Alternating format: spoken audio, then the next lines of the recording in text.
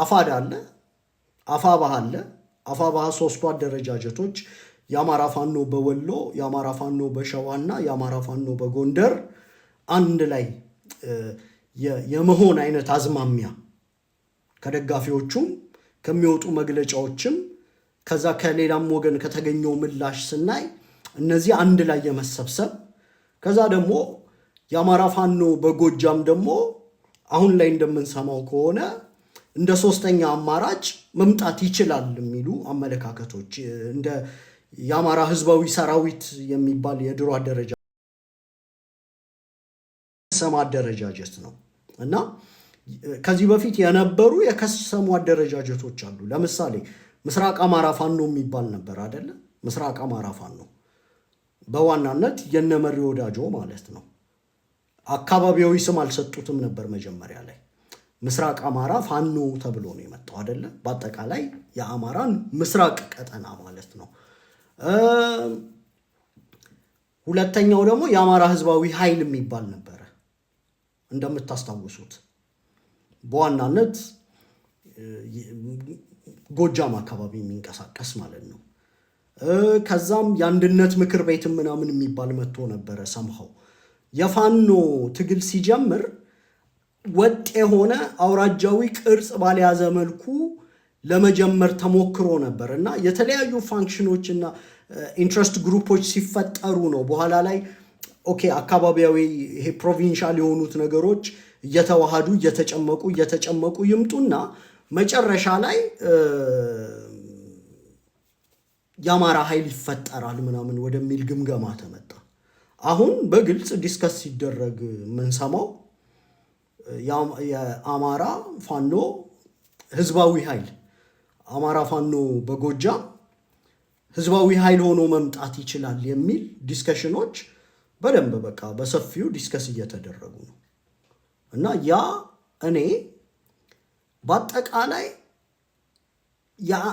የአማራ ትግል ሁሉም ኃይል በዚህ ጉዳይ ላይ ያገባኛል የሚል ኃይል በሙሉ የአማራ ትግል ቅርቃር ውስጥ እየገባና ወደ ሽንፈት የቁልቁለት ጉዞውን ሽምጥ እንደያዝ ነው ሁሉም ሰው ማወቅ መቻል አለበት እንዲህ አይነት ነገሮች ከተፈጠሩ።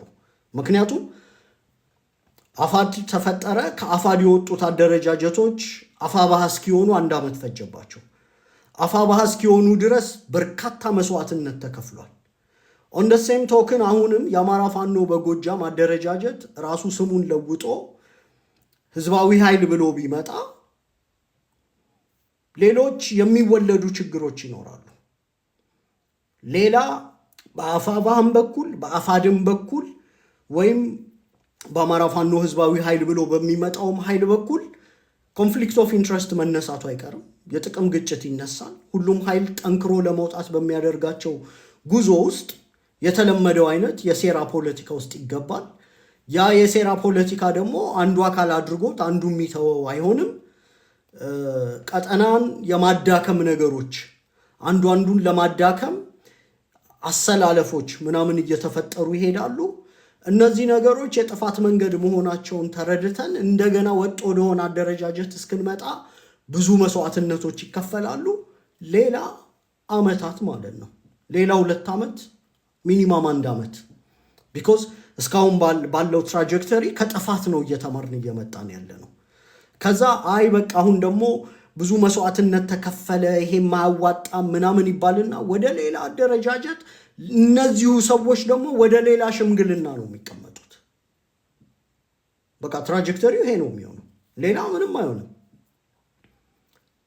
የማያዋጣ መንገድ 3-1 የሚሆን 1-3 3ም ሆኖ ቆማለው ያለው ካለ አንድም ሆኖ ቆማለው ያለው በአጠቃላይ ለአማራ ህዝብ የእርስ በርስ ትግልና ጥፋት ይዘው ነው የሚመጡት። ስለዚህ ወደ ነበረው የአማራ የሽምግልና ባህል በመመለስ ነገሮችን ቁጭ ብለው እንዲወያዩ ኢንከሬጅ የሚያደርጉ አማሮች መብዛት አለባቸው። ሚዲያዎች፣ ሶሻል ሚዲያው በአጠቃላይ ማህበራት እንዲህ አይነት ነገር ውስጥ ካልገቡ በስተቀር ይሄ የይዋጣልን አሁን ከይዋጣልን ታልፎ ትላንት እናከብራቸው የነበሩ ፋኖዎች በአጠቃላይ በክፉ የመናገር የመዘረጣጠጥ የሴራ ትንተናዎችን ይዞ መምጣት ትላንትና ጀግና ምናምን ይባሉ የነበሩ ኃይሎችን ከመንግስት ጋር ሊደራደሩ ነው። ሁለቱም አካል ነው አይደል እንዲህ ብሎ የሚከሰው። አንዱ አንዱን ከመንግስት ጋር እንደተደራዳሪ አድርጎ ይከሳል። አንዱ አንዱን የጥቅም ቡድን አድርጎ ይከሳል። አንዱ አንዱን አሁን ደግሞ የምንሰማቸው የሚያስቁ ትላንት ያልነበሩ ያልተነገሩ ከሌኮ ሃይማኖታዊ ተቻለው ምናምን የስብዕና እርዶች በአጠቃላይ እየተፈጸሙ ነው። ይሄ ነገር በአንድ ወገን ብቻ የሚቆም አይደለም አይደል? እንደምታውቁት አንዱ ይጀምረዋል፣ ሌላኛውም ይቀጥልበታል። ምንም ማቆሚያ የሌለው ነገር ውስጥ ነው የምንገባው አይደል? የአባት አርበኞች ድርሻ ምንድን ነው? ወደሱም ነው አሁን እኔ ዲስከሽኑን የከፈትኩት። ለዛ ነው አሁን መክፈቻውን እንደው ሼፕ ለማድረግ ያህል ነው። በአማራ ትግል ውስጥ አንድ በዘመናት ሂደት አልተማርንም ብዬ የማስበው ነገር ምንድን ነው? አሁን ችግሩ ምንድን ነው ስል ጣት በመጠቋቋም የሚፈታ ችግር የለም። ችግር አጋጥሟል። ችግር ሲያጋጥም ከዚህ በፊት መሪ ናቸው የምንላቸው ፋኖዎች መሀል ነው ችግር ያጋጠመው። ኦሎፈሰደን አንደኛው ከእንቅልፉ ሲነቃ ተደራዳሪ ሆኖ ልታገኘው አትችልም። ኦሎፈሰደን አንደኛው ከእንቅልፉ ሲነቃ ሟቶ አዶ ሆኖ ልታገኘው አትችልም። ኦሎፈሰደን አንደኛው ከእንቅልፉ ሲነቃ በአዴን ሆኖ ልታገኘው አትችልም። የተፈጠረው ችግር የሥራ ምደባ ላይ ያጋጠመ ችግር ነው። አለቀ። የሥራ ምደባ ላይ ያጋጠመ ችግር መፈጠሩ ደግሞ ኢትስ ኖርማል ነው። እኔ ያደራጀሁት እንዲህ አይነት ኃይል አለኝ፣ ስለዚህ እኔ ይሄ ይገባኛል ብለው እርስ በርስ የመነጋገር መብትም አላቸው። አማራን የሚያስተዳድሩ ከሆነ ደግሞ ይጠበቃል። ይሄንን ነገር ግን ለጥጦ ከሌ ቅልጥ ያለ ብአዴን ነው፣ ከሌ ከመንግስት ጋር እንደዚህ ሊሰራል፣ ከሌ ከመንግስት ጋር ሊወጋኝ ነው፣ ከሌ ሟ ተዋህዶ ነው፣ ከሌ ብአዴን ነው፣ ከሌ ከህወሓት ጋር እንደዚህ ይላል ምናምን ትላንትና ያላነሳቸውን ችግሮች ዛሬ አንስቶ እንደ ሴራ መወያያ ማድረግ እኔ ፌር ነው ብዬ አላስብም። ችግሩን ባለበት መገደብ ነው የመጀመሪያው ስቴፕ። ችግሩ ምንድን ነበር? የሥራ ምደባ ላይ ነው ያጋጠመው አይደል? ከሌ ሊቀመንበር ይሁን፣ ከሌ ፕሮፓጋንዳውን ይምራ፣ ከሌ ፖለቲካ ዘርፉን ያዝ፣ ከሌ ጦሩን ይምራ፣ እዚህ ላይ ነው ችግር ያጋጠመው። ችግሩ ይሄ መሆኑን አማራው እያወቀ ወዳልተፈለገ የሴራ ትንተና እየገቡ የፋኖ አመራሮችን ስብዕና በየቀኑ ማጠልሸት መፍትሄ ሊሆን አይችልም። ብአዴን የምትለው ብአዴን ብሎ ይመጣል።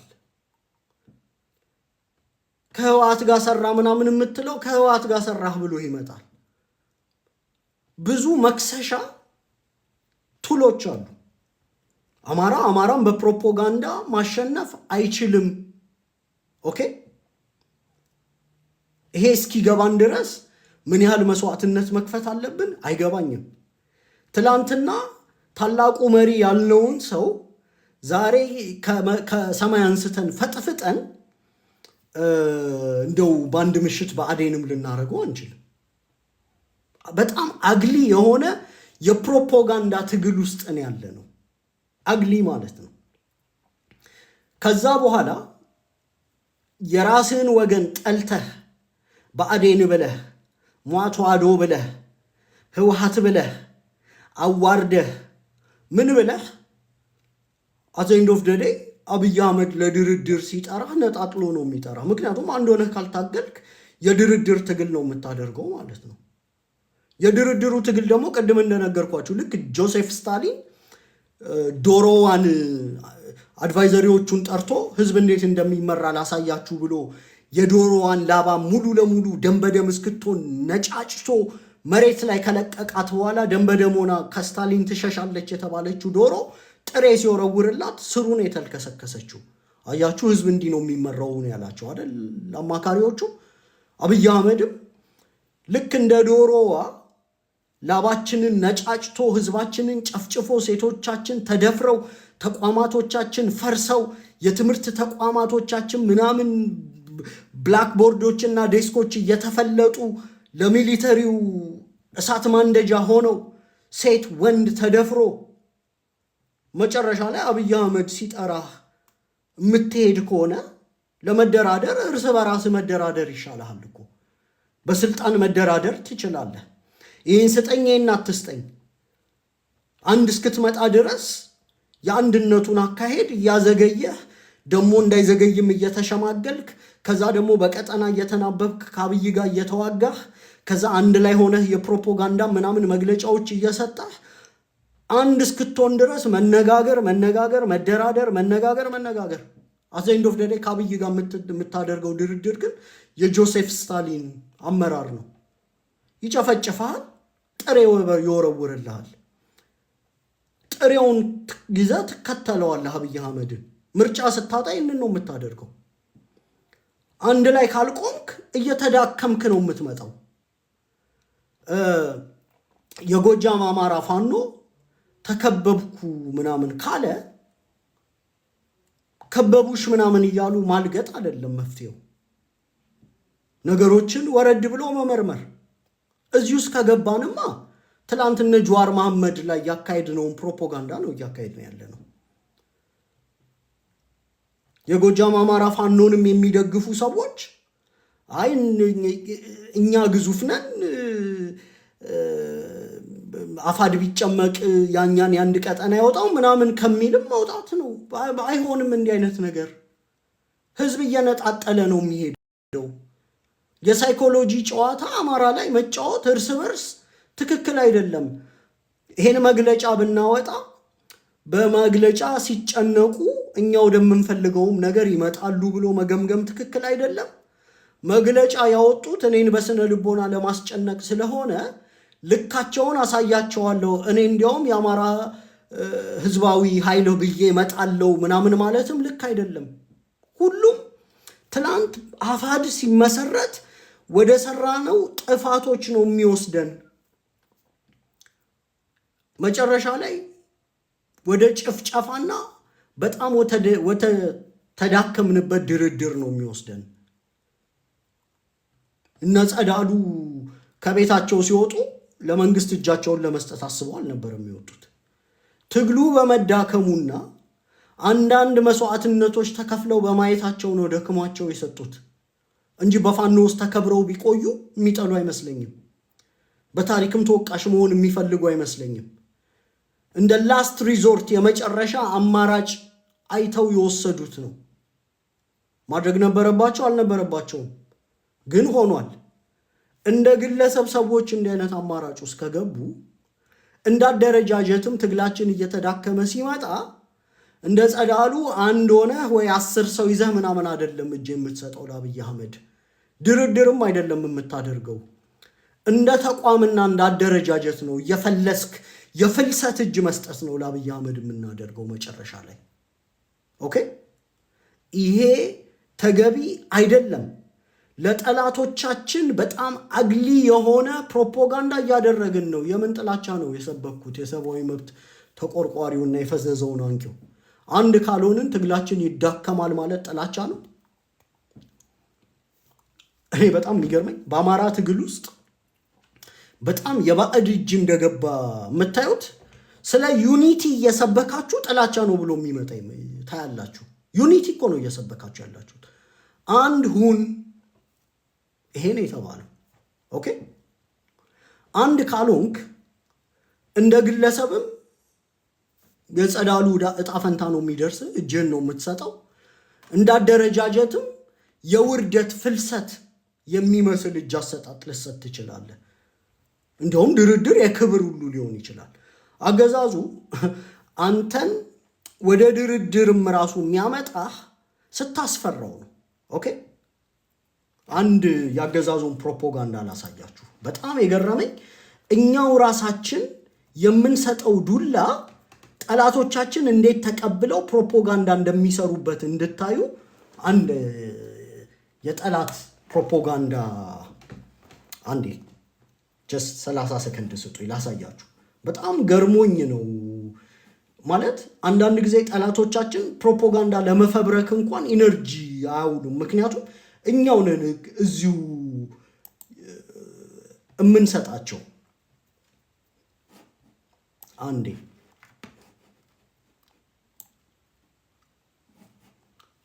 በጣም የገረመኝ ፕሮፓጋንዳ እዚሁ እኛ የምንፈጥረው ፕሮፓጋንዳ ጠላቶቻችን ወስደው ይጠቀሙበታል። የገረመኝን ጽሑፍ ላጋራችሁ ብዬ ነው።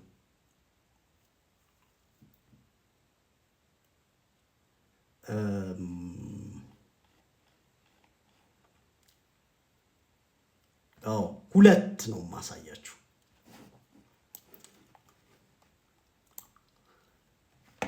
ሁለት ነገር ነው ማሳያችሁ። ይሄ እዚህ ጋር የምታዩት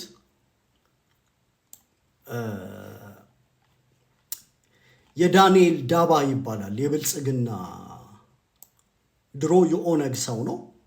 አሁን የብልጽግና ሰው ሆኖ እንትን እያደረገ ነው፣ ለመንግስት ፕሮፓጋንዳ እየሰራ ነው። እና ሁለት የሰራቸውን ፕሮፓጋንዳዎች ላሳያችሁ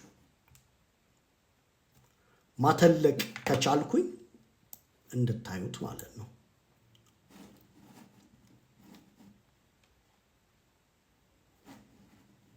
እዩት ይህንን ጽሑፍ።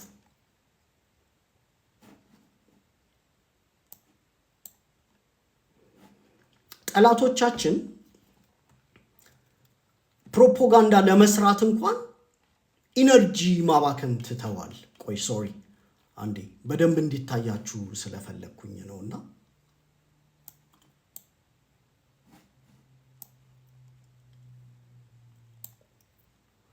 ይሄ እንግዲህ የዳንኤል ዳባ የመጀመሪያው ፕሮፓጋንዳ ነውና የአማራ ፋኖ ብሔራዊ ኃይል ምግበይን ምናምን መሃል ላይ አድርጎ መረጃ ይላል። የአማራ ፋኖ በጎጃም አፋጎ ይላል። ከፍተኛ አመራሮቹን በአስረስ ማረ ዳምጤ ሰብሳቢነት በአካልና በዋትስአፕ በመገናኘት ባካሄዱት ውይይት ከዚህ እንደሚከተለው የተዘረዘሩት 4 ቁልፍ ውሳኔዎችን አሳልፏል ይላል። እንግዲህ ይሄ ኃይል መረጃ